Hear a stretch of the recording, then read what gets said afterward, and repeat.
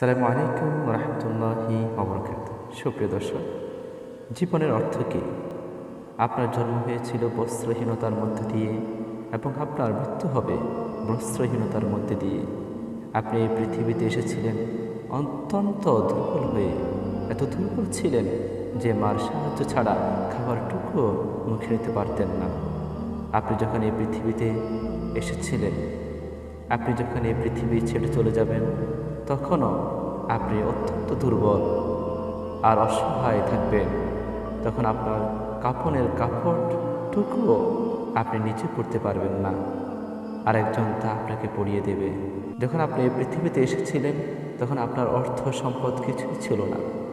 যখন আপনি এই পৃথিবী ছেড়ে চলে যাবেন, তখনও আপনার অর্থ সম্পদ কিছুই থাকবে না। আপনাকে প্রথম গোসল যেমন অন্য কেউ দিয়েছিল, তেমনি আপনার শেষ গোসলও অন্য কেউ দেবে। আপনি যেমন পৃথিবীতে একা এসেছিলেন, ঠিক তেমনি ভাবে আপনাকে পৃথিবী থেকে একাই চলে যেতে হবে। আপনার সঙ্গে আপনার প্রিয়জন কেউ যাবে না। হ্যাঁ, এটাই জীবন, এটাই তো জীবন। তাহলে কেন এত মারামারি, এত সংঘাত, এত হানাহানি, কেন এত বিদ্বেষ, কেন এত হিংসা, কেন এত বেইমানি? তাই সকলের প্রতি দয়াশীল হন, সকলকে আপন করে নিন।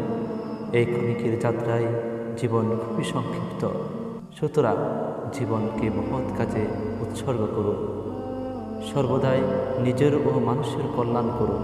অনর্থক কাজ থেকে নিজেকে বিরত রাখুন।